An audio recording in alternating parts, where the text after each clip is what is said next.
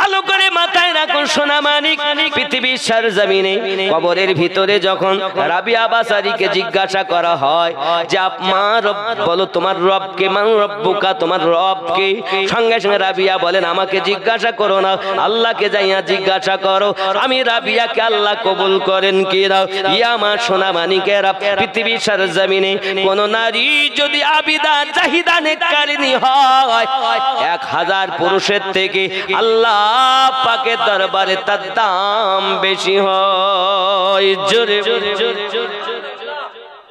আবিদা জাহিদা নেককারিনী নারী মায়েদের দোয়া আগে কবুল হয় বাড়ি, কারণ আমার মায়েরা হালাল রুজি ভক্ষণ করেন।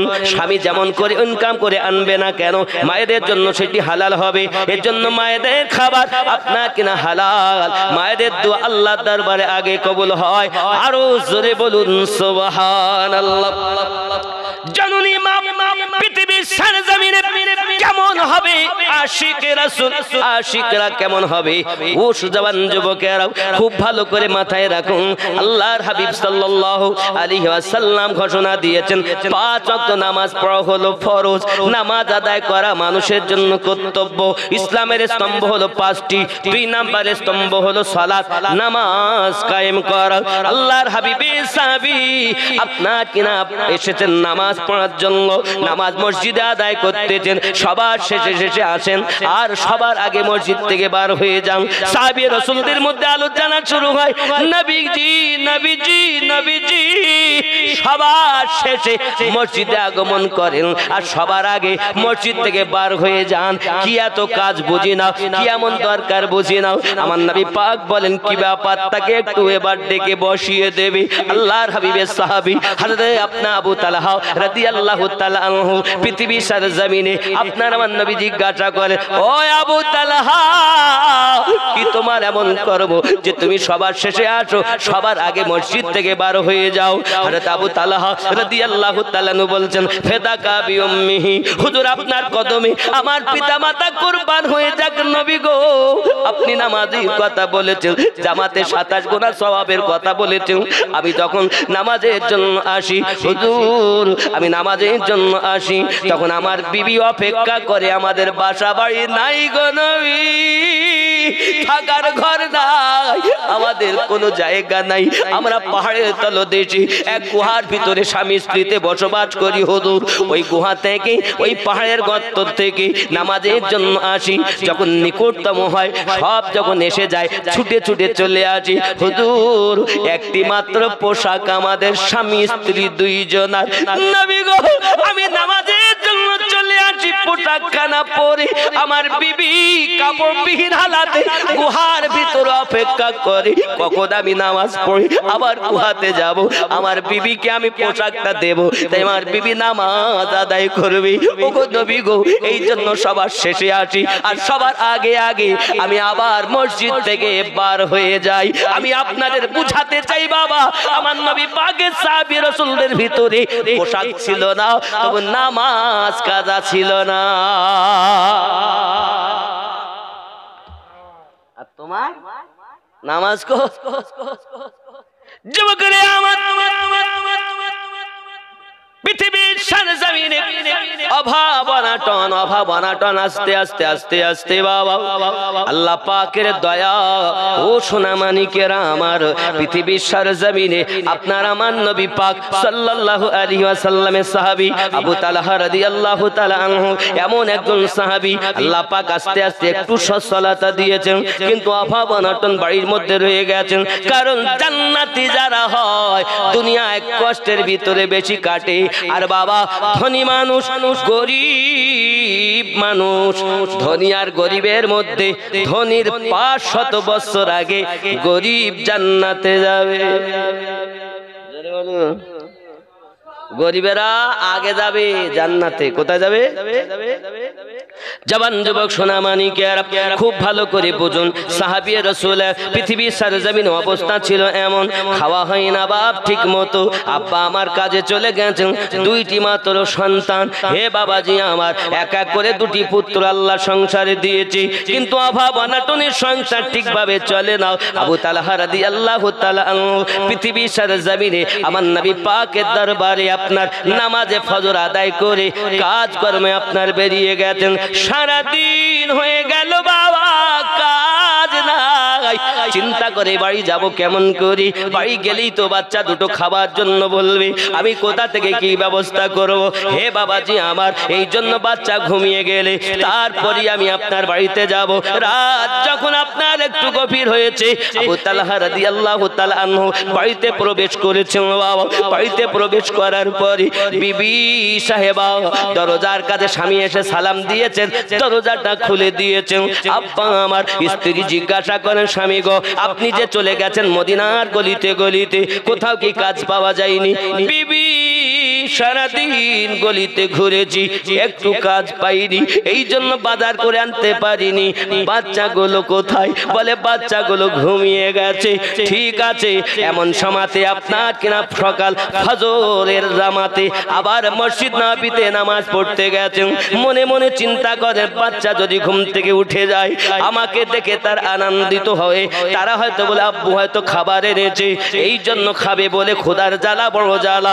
দুটি বাচ্চা উঠে গেলে আমি বাপ কেমন করে তাদের সম্মুখে বলবো কাজ হয়নি, এ কথা বলা যাবে না। বেরিয়ে গেছেন অতি সকালে ভোর বেলাতেই, মসজিদে আবার নামাজ আদায় করে মদিনার বাজারে বেরিয়ে গেছেন। কোনো খাবা বাবা আমার কাজ কর্ম নাই, বড় অভাব অনাটনের সংসার। সারাদিন চলে গেল, মাগরিব মসজিদ নববীতে, এশা মসজিদ নববীতে, জোরে বলুন সুবহানাল্লাহ। খেয়াল করো, এশা হয়ে গেল, অপেক্ষা করছেন একটু রাত হলেই তারপরে যাব, বাচ্চাগুলো ঘুমালে তাই যাব। মা বাড়িতে কত যন্ত্রণা ভোগ করে, যাদের ঘর সংসারে অভাব তারা জানে বাবা। এখান থেকে 40 বছর আগে যা অভাব ছিল, 50 বছর আগে যা অভাব ছিল, মানুষের মধ্যে এখন তাহা দেখা যায় না নাকি? তোমার পিতা চলে গেছে না খেয়ে কবরে, তোমার দাদু চলে গেছে না খেয়ে কবরে, তাদের জন্য 30,000 টাকা দেবেন মসজিদে, জান্নাতে মহল তৈরি হবে রে বাবা। এ যুবক এখন টাকা হয়েছে আল্লাহর পথে ব্যয় করো, টাকা হয়েছে আল্লাহর পথে ব্যয় করো, সবার টাকা আল্লাহর পথে ব্যয় হয় না যুবক, জেনে রাখো জেনে রাখো। আবু তালহা রাদিয়াল্লাহু তাআলা নিশিরাত বাড়িতে গিয়েছেন, বিবি আবার দরজাটা খুলেছেন, দেখে আজও বাজারের প্যাকেট খালি, স্বামী গো কোনো কাজ হয়নি।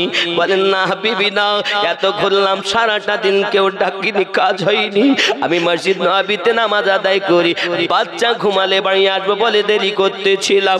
স্ত্রী কোনো দুঃখ নাই রে মা, মা কোনো দুঃখ করি কথা বলেননি। আর আজকের দুনিয়ায় যদি কোনো স্বামী বাড়িতে খাবার না আনতে পারে, ভালো কাপড় না কিনে দিতে পারে, বাবা ক্রিম যদি না কিনে দিতে পারে, সংসারে অশান্তি শেষ থাকে না মা। খেয়াল করো জননী, আমার নবী পাকের সাহাবী হযরত আবু তালহা রাদিয়াল্লাহু তাআলা আনহু, তার বিবি কত সুন্দর নেককারিনী ছিলেন। হে বাবা, এমন করে স্বামী স্ত্রীতে মহাব্বতের আলোচনা হয়, তবু কোনো দুঃখ করেননি। আর এখনকার মতো হলে বলতো থাকো তুমি বাড়ি, যাবো বাপের বাড়ি, এটা জানা তোমার দরকার, ভান্ডারে পাই আমি 1000।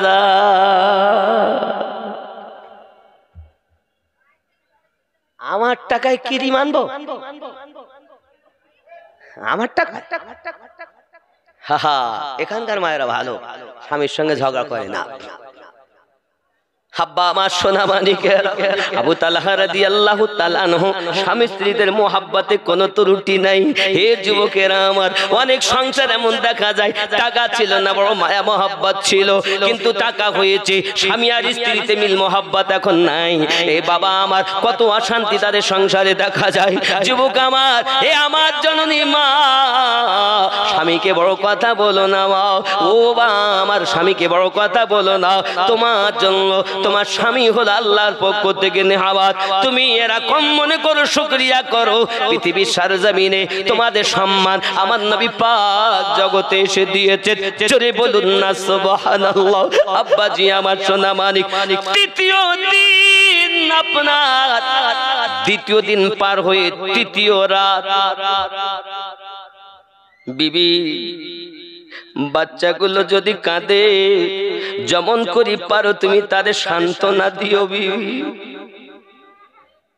আমি 2 দিন মদিনার গলিতে ঘুরি, কোনো কাজ আমার পাইনি, বাচ্চার সম্মুখে যাওয়ার ক্ষমতা আমার নাই। বিবি গো, তুমি তাদের সান্ত্বনা দিয়ে রেখো।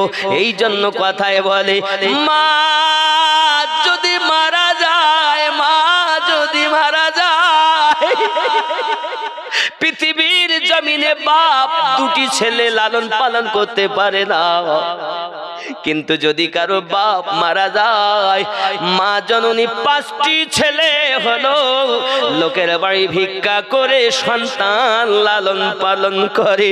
আমার নবী এই জন্য বলেছেন, মায়ের কদমের তলে জান্নাত। হুজুর, জান্নাত পৃথিবীতে হকদার কে বেশি? আমার নবী বলেন মায়ের প্রতি হক। হুজুর, কার প্রতি বেশি হক? মায়ের প্রতি হক। আমার নবী পাকে আবার হুজুর কার প্রতি বেশি হক? আমার নবী বলেন মায়ের প্রতি হক। হুজুর, কার প্রতি আমার হক? আমার নবী বলেন বাপের প্রতি তোমার হক। মায়ের কদমের তলে তোমার জান্নাত, বাপ হলো জান্নাতের দরওয়াজা।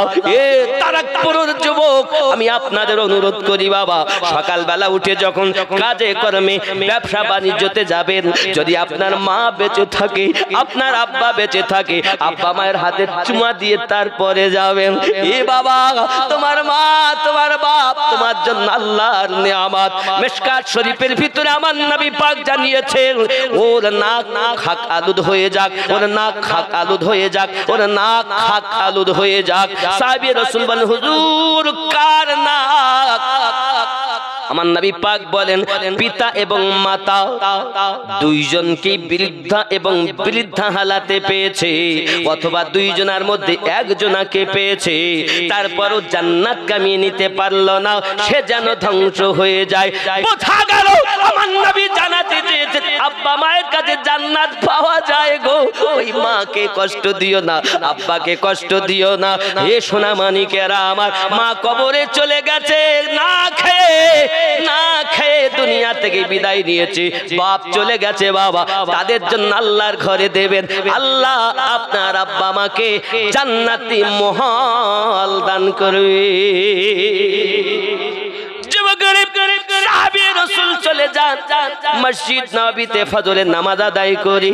আপনার কিনা তৃতীয় দিনও কর্মের জন্য ঘুরেছেন, কোথাও কর্ম নাই, কোথাও কর্ম নাই। মাগরিবের নামাজ আবার মসজিদে নামাজ আদায় করে বসে আছেন, হেজাজ থেকে কিছু মেহমান আমার নবীর দরবারে হাজির। প্রিয় নবী করলেন, মনে আছে সালাবার কথা? ইনশাআল্লাহ বললাম। যুবকরে আমার সাহাবী রাসূল আবু তালহা রাদিয়াল্লাহু তাআলা নামাজ পড়ে বসে আছেন। মাগরিব হয়ে গেল, এশার অপেক্ষা, এশাও নামাজ হয়ে গেল। আমার নবী পাক সাহাবী কেরাম, সাহাবায়ে কেরাম রিদওয়ানুল্লাহি তাআলা আলাইহিম আজমাইন দিগকে ডাকতেছেন, ওগো আবু বকর, জি হুজুর তুমি লাও। উসমান, জি হুজুর তুমি মেহমান দাও। এমনি করে সাহাবী রাসূলদের মধ্যে মেহমান দিচ্ছেন, বাড়িতে আপন আপন নিয়ে যাও। মেহমান খুশি তো আমি নবী খুশি, জোরে বলো।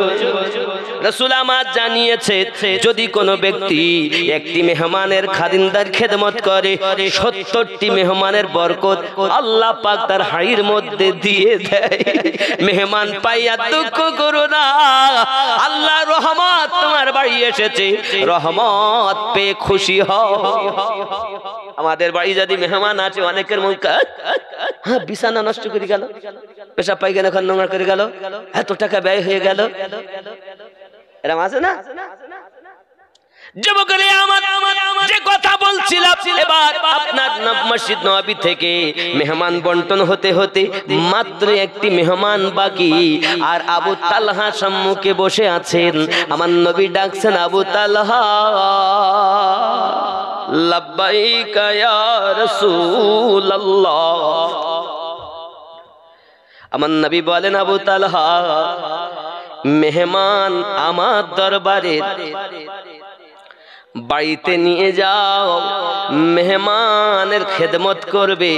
মেহমান খুশি তো আমি নবী খুশি। জোরে বলুন। 3 দিন ভাই খাবার নিয়ে যেতে পারে না, কোনো কথা নাই, কোনো কথা নাই। যে দয়াল আমাকে দেন, ওই দয়াল জানে আমি কেন কিছু বলতে পারবো না। নবী যখন দিচ্ছেন, নবী নিশ্চিত কোনো কিছু বুঝেছেন তাই দিচ্ছেন। এটা হলো সাহাবীর দৃঢ় বিশ্বাস। জোরে বলুন। কয়দিন ইমান দেখো সাহাবীদের। হায় হায়, বাড়িতে তো 3 দিন খাবার নিয়ে যেতে পারেন, সাথে করে মেহমান নিয়ে যাচ্ছে। আচ্ছা, আমাদের বাড়ি বিবিরা হলে বাড়ি আস্ত রাখতো না, বাইরকে দিতে হয়। কিছু খেতে হয়তো কি হতো না? কথা বলেন না। আমার কথা শুনে রাগ হচ্ছে? রাত 12 পার হয়ে গেছে, আমারও 12টা বেজে গেছে, অসুবিধা নেই। টাকা কিন্তু আসেনি, এ ঘটনা রয়ে গেছে। আব্বা আমার খেয়াল করে, হযরত আবু তালহা রাদিয়াল্লাহু তাআলা মেহমান লইয়া বড় খুশি খুশি মনে চলেছেন। কারণ কি? রুজি দেনেওয়ালা আল্লাহ, রুজি বন্টনকারী রাসূলুল্লাহ। দেনেওয়ালা জানে, বন্টন করনেওয়ালা জানে। দুনিয়ায় তো আমি সাহাবী, নবী দিয়েছেন মেহমান, আমি কবুল করেছি। রুজি খাবেন আল্লাহ, নিশ্চিত কোনো ব্যবস্থা আছে। জোরে বলুন। বাড়ি গেছেন, বাড়ি বিবিকে আপনার কিনা ডাকছেন, বিবি উম্মে সুলাইম। হায় হায়, বিবি দরজাটা খুলেছেন, ডাক দিচ্ছেন, বিবি প্রিয় রাসূলের দরবারে হুজুর আমাকে একটি মেহমান দিয়েছে। পুরো ঘটনাটা বলেছেন। বিবি কোনো খাবার ব্যবস্থা আসেনি। বিবি ডাক দিয়ে বলছেন, স্বামী আমার চিন্তা নাই, বাড়িতে আমাদের 3 খানা রুটি বানিয়ে রাখা আছে। জোরে বলো।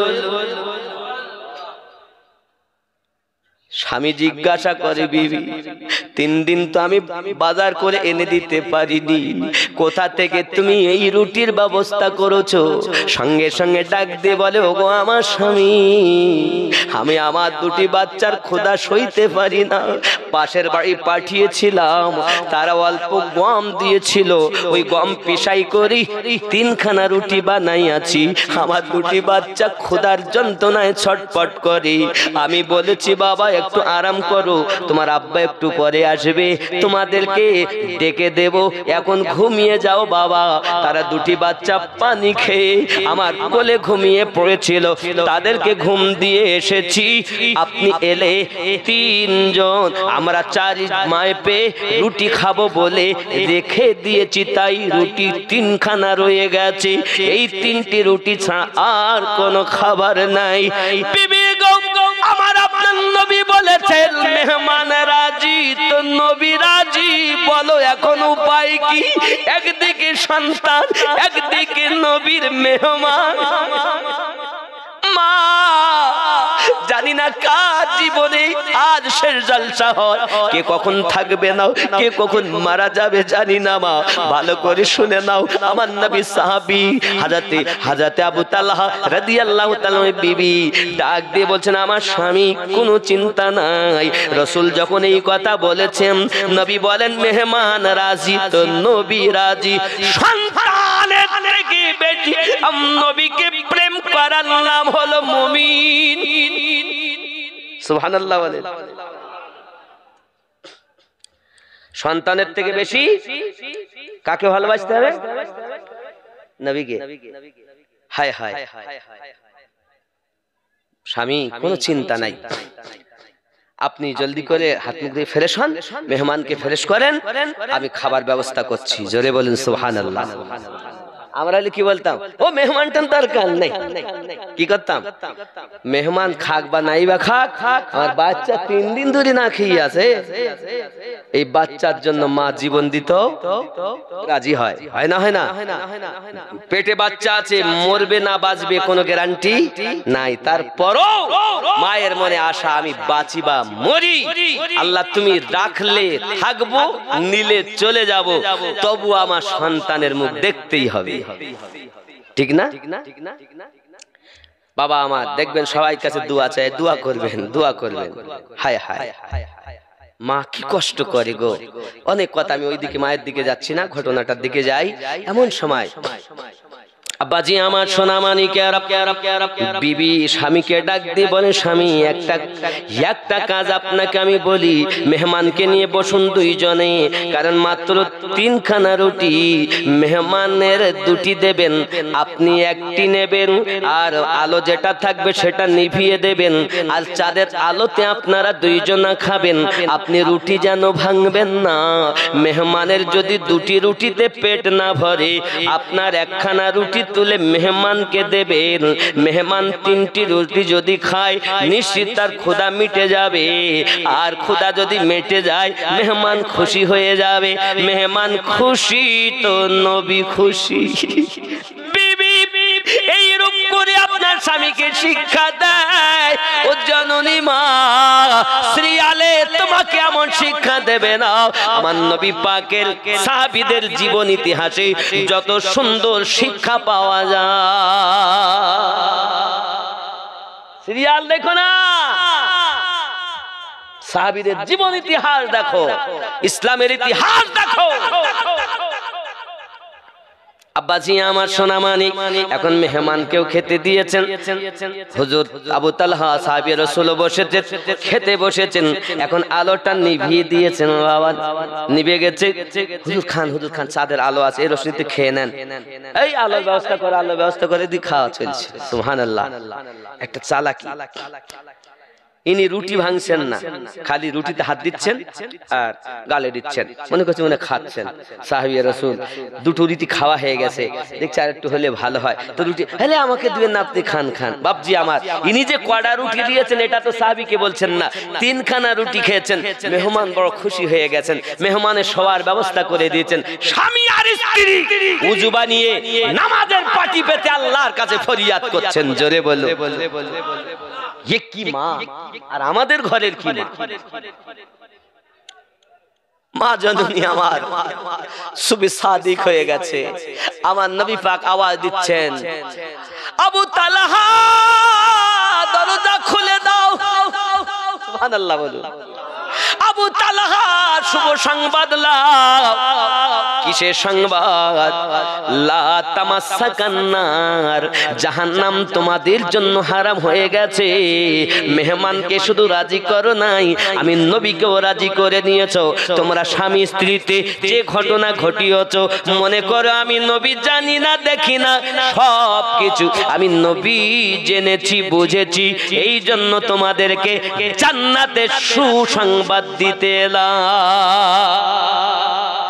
নবীর প্রেমের পাগল যারা প্রেম খেলা খেলে, হায়রে নবীর প্রেমের পাগল যারা প্রেম খেলা খেলে, নবীর প্রেমে বাস করুনি দন্ত দেয় ফেলে, নবীর প্রেমের পাগল যারা প্রেম খেলা খেলে।